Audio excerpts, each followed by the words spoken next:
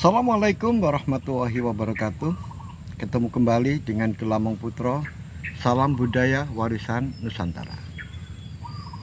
Pemirsa dimanapun Anda berada, saya akan melanjutkan keterangan-keterangan saya tentang Ken Arok. Pemirsa, di kesempatan yang lalu saya jelaskan bahwa Prameswara bersama dengan Pendeta Loh Gawe berada di hutan Padang Karautan, yang mana Prameswara menceritakan pengalamannya, yaitu kehidupan yang pernah dijalaninya sehingga sampai bertemu dengan Pendeta Loh Gawe. Nah, saat itu Pendeta Loh Gawe berjanji akan mempertemukan antara dirinya, yaitu Prameswara, dengan Ken Arok yang saat ini masih bertapa di hutan Padang Karautan. Di tengah-tengah Pendeta Loh Gawe bersama dengan Prameswara, tiba-tiba terdengar suara orang berkuda dari jauh. Nah, karena suara itu bergemuruh, sepertinya orang yang datang bukan satu orang, tapi banyak orang. Oleh sebab itu, Pendeta Loh Gawe dan Prameswara mencoba untuk mendeteksi dengan telinganya. Dan di samping itu, Pendeta Loh Gawe juga memberikan isyarat kepada Prameswara agar menyembunyikan diri. Jangan sampai orang-orang yang datang itu mengetahuinya. Ternyata benar. Orang yang datang masuk ke hutan itu tidak kurang 10 orang. Dan juga terlihat dari jauh ada seorang wanita yang rupa-rupanya tangannya diborgol. Oleh sebab itu wanita itu jelas adalah wanita tawanan. Nah, setelah rombongan itu sudah masuk ke dalam hutan dan mereka semuanya sudah turun kuda, maka Pendeta Loh Gawe mengatakan kepada Prameswara, "Wahai anak muda, sekarang tugasmu." Karena apa? Kalau nanti kedahuluan Ken Arok, pasti mereka akan dibunuh. Nah, sekarang kamu dahului sebelum Ken Arok datang. Baiklah, pendeta, saya akan menuju ke sana. Pemirsa dimanapun Anda berada, Prameswara langsung naik kuda dan langsung menemui orang-orang itu. Alangkah terkejutnya Prameswara. Ternyata wanita yang ditawan itu adalah Ken Rahastri, yaitu anak dari Mahisa Branjang, yang tidak lain adalah keponakannya sendiri. Dan juga tidak kalah terkejutnya karena yang membawa rombongan itu adalah gurunya, yaitu Ki Ajar Tajigadik, yaitu adik sekandung dari Ki Ajar Kembang Ayu. Pemirsa dimanapun Anda berada, kehadiran Prameswara itu juga mengejutkan Ki Ajar Tajigadik. Akhirnya mereka semuanya melakukan pertarungan melawan Prameswara seorang diri. karena sudah nampak jelas bahwa pamannya dan juga gurunya ini melakukan kejahatan, yaitu menahan cucunya sendiri.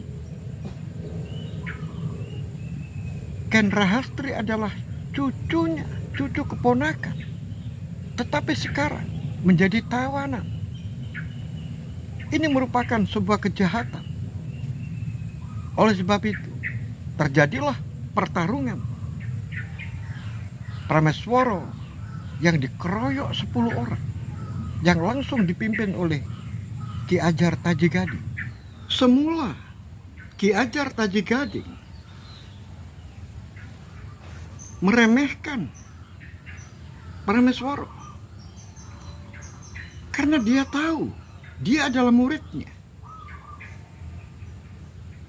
Tetapi Taji Gading tidak tahu perkembangan Prameswara yang sudah mendapatkan bimbingan, mendapatkan ilmu baru dari Praban, yaitu si hantu laut dari Probolinggo.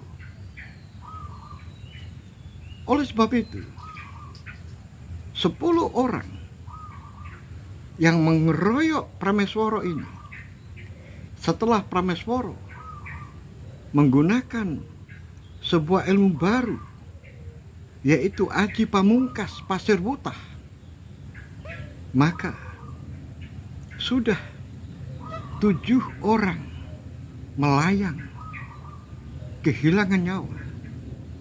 Sekarang tinggal bertiga, dan yang 2 adalah murid dari Taji Gading ini tidak mampu mengatasi Prameswara. Akhirnya tinggal Taji Gading melawan Prameswara. Pertarungan memang sengit karena dia adalah guru, adik dari Ki Ajar Kembang Ayun yang mencuri ilmu Aji Pamungkas dari Badran Arus, yaitu Aji Panglimunan. Walaupun Taji Gading menggunakan Aji Panglimunan yang memiliki kecepatan di dalam melakukan serangan dan juga bisa merubah dirinya menjadi lebih dari 1 orang, tetapi Prameswara mempunyai aji ilmu baru, yaitu Aji Puting Beliung, yaitu bisa menjadikan udara menjadi angin-angin menjadi sebuah badai, dan badai bisa diputar menjadi puting beliung, sehingga saat pertempuran melawan Taji Gading, Aji Pamungkas puting beliung ini diterapkan. Walaupun Taji Gading merubah dirinya menjadi 10 orang atau melakukan serangan yang begitu cepat, tetapi tidak mampu menahan puting beliung yang dikerahkan oleh Prameswara. Akhirnya apa yang terjadi? Yang terjadi adalah Taji Gading lumpuh, tidak memiliki kemampuan lagi, sehingga tubuhnya terasa remuk karena digilas oleh dahsyatnya puting beliung. Akhirnya Taji Gading menyerah. Prameswara karena memiliki rasa balas budi, apapun yang terjadi, dia adalah pamannya, adik dari Ki Ajar Kembang Ayun. Apapun yang terjadi, dia pernah mengajarkan dirinya dengan jurus-jurus silat saat berada di Badran Arus. Akhirnya Taji Gading dilepaskan. Kemudian Prameswara segera melepaskan keponakannya, yaitu Ken Rahastri. Pemirsa dimanapun Anda berada, saat Taji Gading berjalan dengan gontai menuju ke arah barat, mau keluar dari hutan Padang Karahutan, tiba-tiba seakan-akan Taji Gading ini disambar petir, roboh dan tidak bernyawa. Prameswara heran, siapa yang melakukan serangan itu begitu cepat sehingga hampir-hampir tidak bisa dilihat oleh mata telanjang. Dan dalam waktu sekejap, orang yang melakukan pembunuhan terhadap Ki Ajar Taji Gading itu sudah berada di depannya. Akhirnya orang itu menyapa, "Wahai Kisana, kamu siapa?" "Aku Prameswara. Ini adalah keponakan saya, yaitu Ken Rahastri yang diculik oleh para penyamun itu. Tapi mengapa kamu melepaskan orang itu? Bukankah itu adalah pimpinannya?" Benar. Benar. Dia adalah Ki Ajar Taji Gading. Aku tidak tega membunuhnya. Karena apapun yang terjadi, dia tetap guruku. Dia pernah mengajar aku. Dan dia juga paman angkatku. Oleh sebab itu aku tidak tega membunuhnya, karena saya memperkirakan ilmunya sudah hancur. "Oh, begitu. Kamu dari mana?" "Aku berasal dari Banyuwangi." "Baiklah, kalau begitu, perkenalkan aku Ken Arok." Betapa terkejutnya yang namanya Prameswara. Ternyata orang yang akan diperkenalkan oleh pendeta Logawi sudah ada di hadapannya.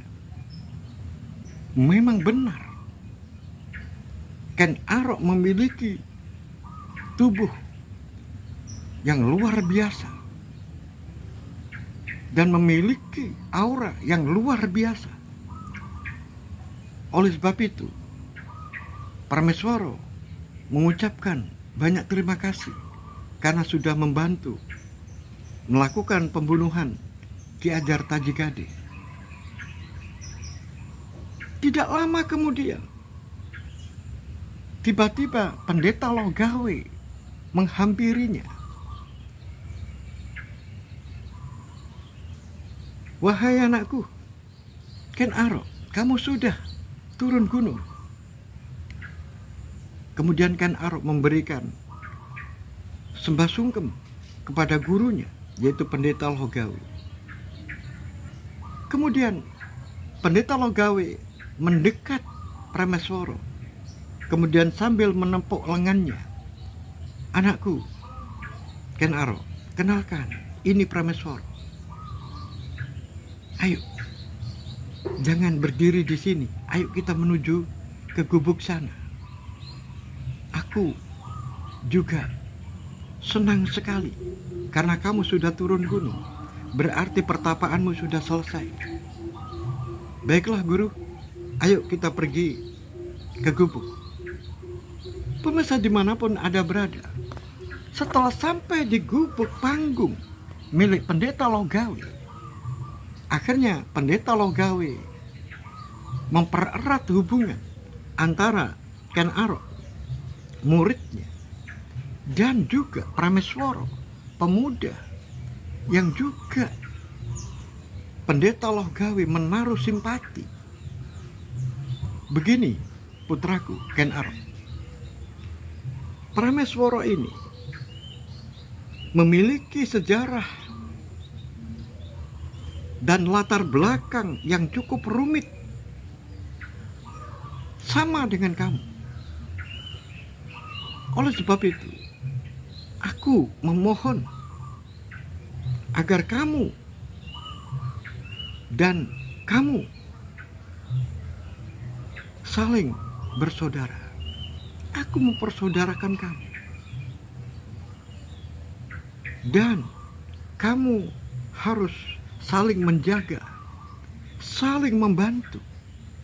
Apabila kamu mengalami kesulitan di dalam pertengahan perjalanan hidupmu, kamu jangan sungkan-sungkan minta bantuan Prameswara. Demikian juga kamu jangan sungkan-sungkan minta bantuan kepada Ken Arok. Kamu sekarang adalah bersaudara. Terima kasih guru. Aku sudah dipersaudarakan dengan Ken Arok.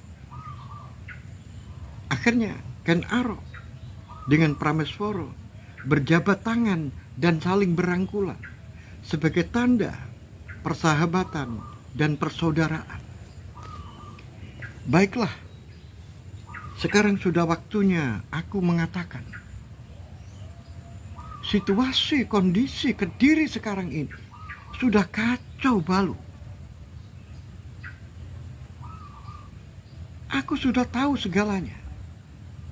Sekarang ini posisi Prabu Kertajaya sudah dalam keadaan lemah. Dan di timur sana, di Kandangan, para Brahmana berkumpul di sana karena diusir oleh Prabu Kertajaya. Kemudian para Brahmana ini ditampung oleh Ronggo Lampitan. Yang sekarang ini Ronggo Lampitan itu sudah menikah dengan Wandanprita, anaknya Prabu Sri Kertajaya. Walaupun pernikahan itu tidak direstui karena Wandanprita melarikan diri menuju ke Kandangan untuk bersama kekasihnya, yaitu Ronggo Lampitan. Nah, oleh sebab itu, sekarang tugasmu, anakku, Ken Arok. Sekarang ini, pergilah kamu ke Tumapel. Abdikan dirimu kepada aku, Tumapel. Jadilah prajurit di sana. Dan kamu, Prameswara, pulangkan dulu keponakanmu ke Banyuwangi. Setelah itu susullah saya ke Kandangan bersama dengan para Brahmana. Nanti di sana kita akan menyusun kekuatan. Baiklah guru.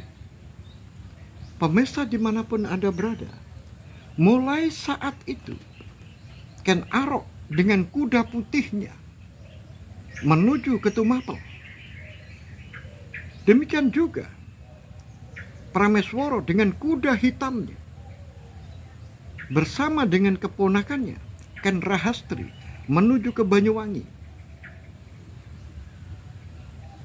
Demikianlah sebuah rencana yang luar biasa yang langsung di bawah komando guru yang hebat, yaitu Pendeta Lohgawi. Pemirsa dimanapun Anda berada, sekarang kita ikuti bagaimana keadaan di Kediri. Di kesempatan yang lalu diceritakan bahwa Senopati Rudrobondo atau Senopati Rudro ini diperintahkan oleh Prabu Kertajaya untuk mendatangi, yaitu Mapanji Rogomurti yang baru saja pulang.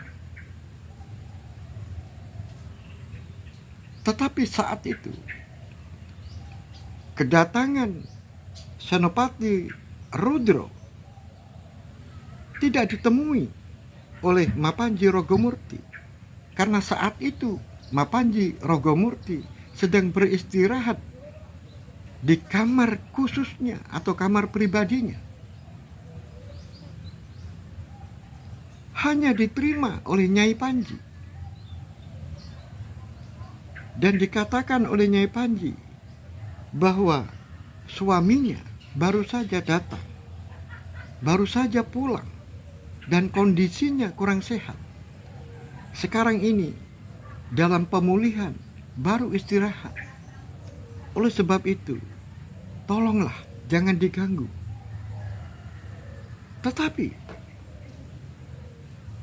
Senopati Rudro mengatakan, ini adalah perintah dari Sang Prabu. Saya hanya menyampaikan. Benar, ini adalah perintah Sang Prabu. Tapi aku sudah menjelaskan seperti itu keadaannya. Jangan diganggu. Suamiku yang masih dalam keadaan sakit. Rupa-rupanya Rudro ini agak mengancam.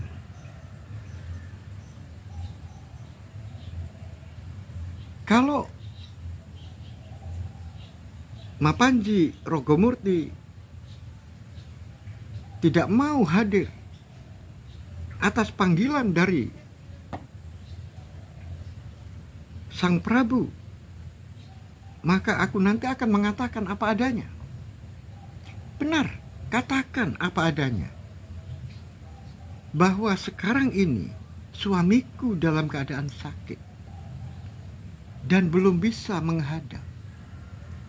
Begitu. Akhirnya Senopati Rudro ini pulang dan menemui pesaing dari Mapanji Rogomurti. Siapa? Yaitu Mapanji Yudopakso. Saat bertemu dengan Mapanji Yudopakso, maka Senopati Rudro ini mengatakan bahwa Mapanji Rogomurti tidak mau hadir atas panggilan raja. Nah, oleh sebab itu, ini merupakan sebuah kesempatan untuk menjatuhkan Mapanji Rogomurti di hadapan Sang Prabu. Maka Senopati Rudro bersama dengan Mapanji Yudopakso menghadap raja. Betapa marahnya raja karena orang yang digadang-gadang, bahkan dirinya ingin menikahkan dengan putrinya, tetapi sekarang tidak mau menghadap panggilan raja. Pemirsa dimanapun Anda berada, Prabu tidak diberitahu oleh dua orang yang menghadap ini jika Mapanji Rogomurti keadaannya sedang sakit. Tetapi yang dikatakan adalah menjatuhkan Mapanji Rogomurti tidak mau menghadap, menunda besok. Nah, ini yang menjadikan Sang Prabu Sri Kertajaya marah karena kesetiaannya terhadap raja masih ditawar. Inilah yang menjadikan kesempatan Mapanji Yudopakso untuk menjatuhkan Mapanji Rogomurti. Oleh sebab itu, kemarahan dari Sang Prabu Sri Kertajaya ini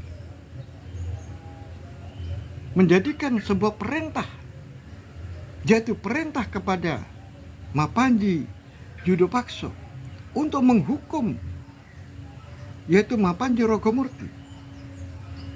Mapanji Rogomurti ditangkap.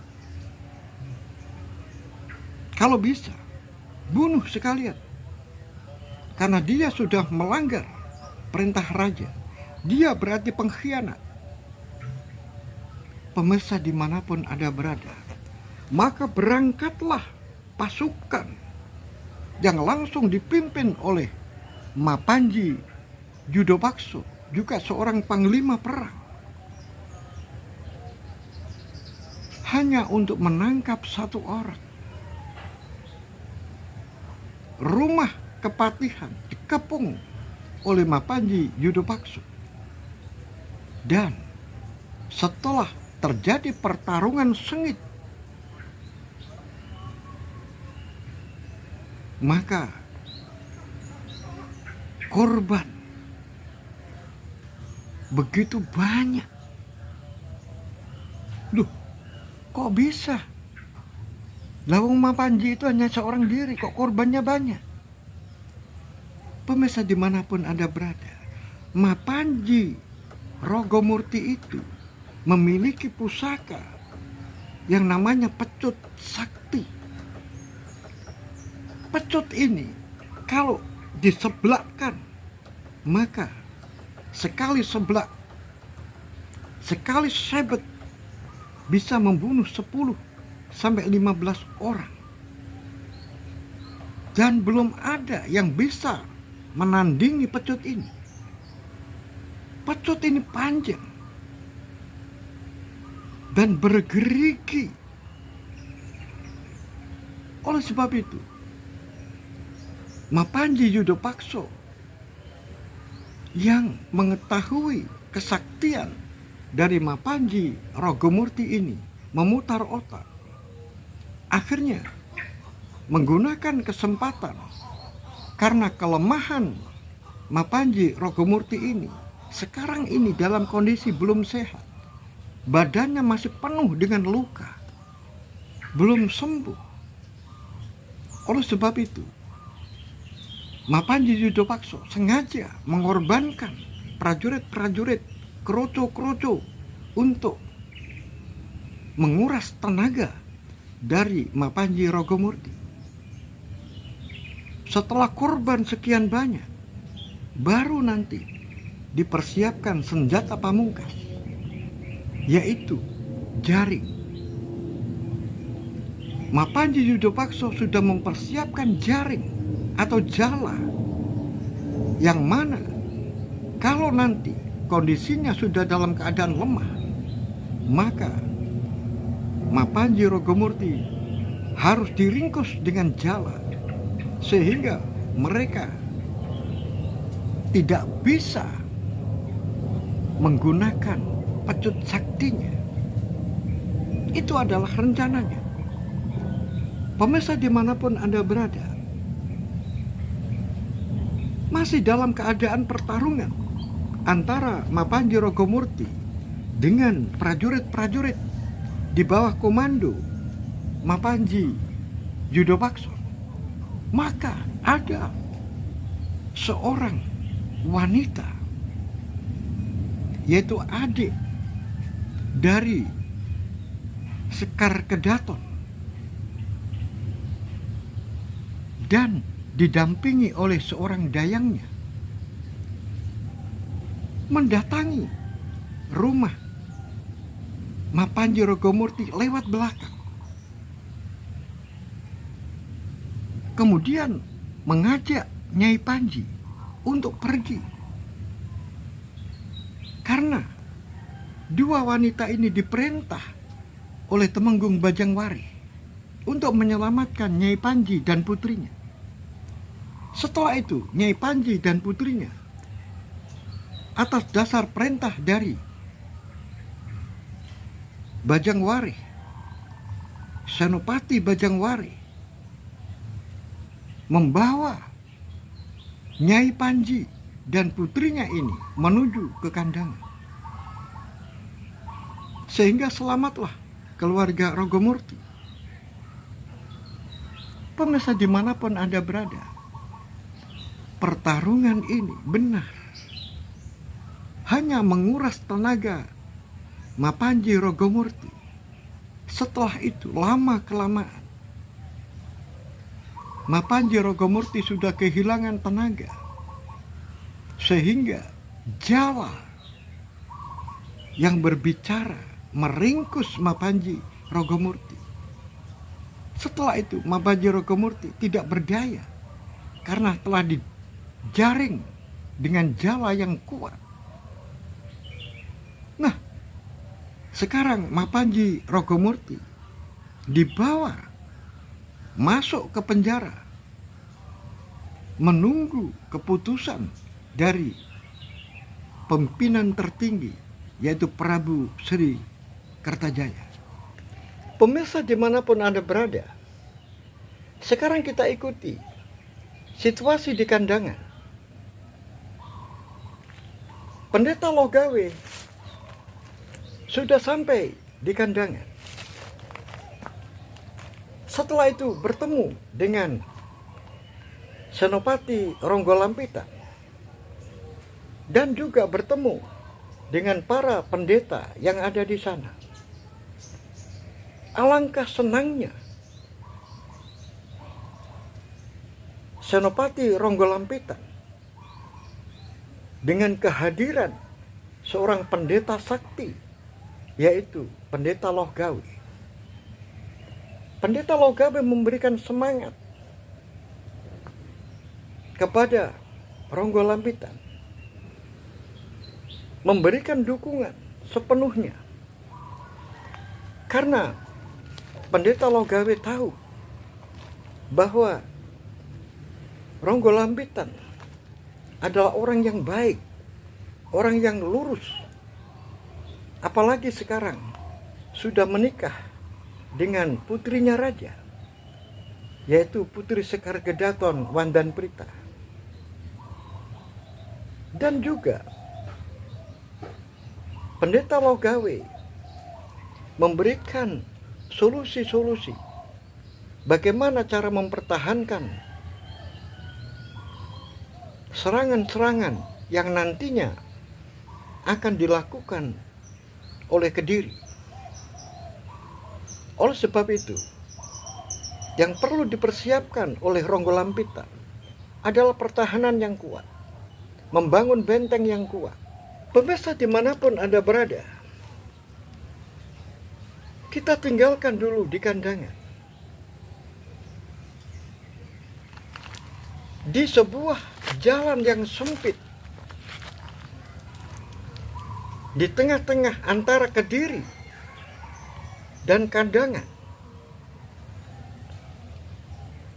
jalan yang menuju ke arah timur itu, ada seorang yang naik kuda. Orang ini bergegas-gegas. Rupa-rupanya dia menuju ke Kandangan. Tiba-tiba orang yang naik kuda, hanya seorang diri ini, dihadang oleh puluhan orang. Rupa-rupanya yang menghadang itu adalah prajurit-prajurit Kediri, yaitu prajurit-prajurit di bawah pimpinan Senopati Rudrobondo. Sehingga terjadilah pertempuran antara puluhan orang dengan satu orang. Orang yang naik kuda seorang diri itu, dia adalah Senopati Bajangwari. Mendengar pembicaraan Rudrobondo dengan Bajangwari, seakan-akan Rudrobondo ini menuduh Senopati Bajangwari sebagai pengkhianat. Nah, Senopati Bajangwari dengan tenang mengatakan, "Wahai adikku Senopati Rudrobondo, kamu rupa-rupanya sudah mulai diracuni oleh orang. Kamu pasti diracuni oleh Mapanji Yudopakso. Apakah kamu sekarang sudah bangga Mapanji Yudopakso sudah berhasil meringkus Mapanji Rogomurti. Apakah itu yang kamu banggakan? Sekarang ini, jangan pernah menuduh sesama teman sebagai pengkhianat. Aku pergi ke timur, bukan berarti aku ke kandangan. Aku pergi ke timur adalah ingin menemui seseorang. Oleh sebab itu, jangan kamu menuduh aku sebagai seorang pengkhianat. Maka pembicaraan itu tidak ada kata sepakat. Dan akhirnya Senopati Rudrobondo memerintahkan kepada anak buahnya untuk menyerang Senopati Bajangwari. Nih, di tengah-tengah pertempuran yang tidak seimbang itu, satu orang dikeroyok puluhan orang. Tiba-tiba datanglah seseorang yang tidak dikenal. Orang ini datang dengan gerakan yang begitu cepat, seperti kilat, sehingga dalam satu gerakan saja puluhan orang sudah mati. Sehingga Senopati Rudrobondo ini gusar dan langsung melarikan diri, meninggalkan anak buahnya. Apa yang terjadi? Tidak tersisa walau hanya seorang. Semuanya mati. Hanya diterjang oleh gerakan satu orang. Ternyata orang ini adalah hantu laut, yaitu Praban, yang datang. Akhirnya Bajangwari mengucapkan banyak terima kasih kepada orang yang menolongnya. Tapi anehnya, mengapa hantu laut atau Praban ini mengetahui kalau Bajangwari itu adalah Lintang Panjarsori? Betapa terkejutnya Bajangwari. Identitas rahasianya yang tidak semua orang tahu. Hanya beberapa orang saja yang tahu. Tetapi ini ada orang asing yang belum dia kenal. Dia sudah tahu kalau dirinya adalah Lintang Panjarsori, orang yang dicari raja. Nah, akhirnya Bajangwari mengakui kalau dirinya adalah Lintang Panjarsori. Dan akhirnya Praban ini mengajaknya untuk pergi ke kandangan, akan diperkenalkan dengan seseorang. Pemirsa dimanapun Anda berada, bagaimanakah kelanjutan cerita ini? Siapakah yang akan diperkenalkan oleh Praban, si hantu laut? Dan apakah Praban atau si hantu laut ini juga akan membantu pemberontakan yang dilakukan oleh Ronggo Lampita? Oleh sebab itu, pemirsa dimanapun Anda berada, ikuti terus cerita ini hingga selesai. Sampai di sini akhirul kalam. Billahi taufiq wal hidayah wa ridha wal inayah. Assalamualaikum warahmatullahi wabarakatuh. Salam budaya warisan Nusantara.